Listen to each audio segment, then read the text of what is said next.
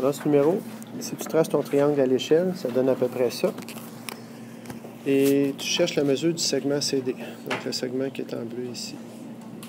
L'information supplémentaire qu'on te donne, c'est que le segment CT, c'est une bisectrice de l'angle C, donc il va diviser l'angle C en deux angles égaux.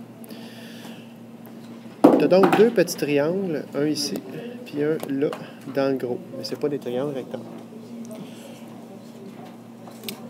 Tu as assez d'informations pour aller chercher d'autres angles à l'intérieur de ton grand triangle, notamment la mesure de cet angle-ci. On parle la loi des sines. Tu peux dire donc comme première étape que le sin de C sur 48 va être égal, par exemple, au sin de 30 sur 31. Alors, tu as sin de l'angle C qui est égal à 0,7749. Alors, la mesure de l'angle C, c'est combien? Oui, c'est l'inverse de ça. Tu as donc un angle de 50,73 degrés. Or, l'angle C, c'est un angle obtus. Donc, on va chercher son complément. Son supplément, pardon. 180 degrés moins 50,73 degrés. Ce qui va te faire 129,27 degrés.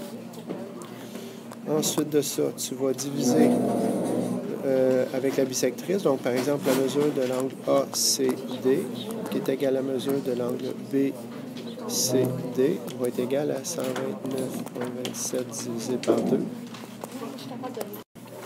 Et ça fait 64,64 degrés.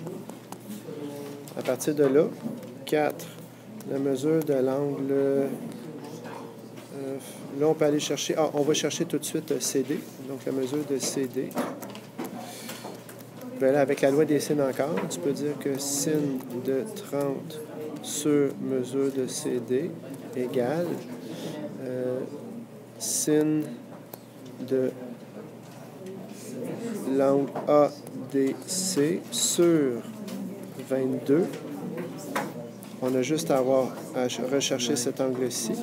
Et l'angle ici, normalement, j'aurais fait une étape intermédiaire, mais je peux dire 180 moins 30 plus 64,64. Donc 180 moins 94,64.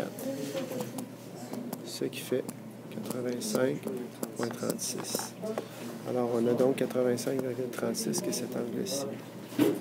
Et tu vas être ensuite de ça capable de trouver la mesure de CD avec la loi des sinus.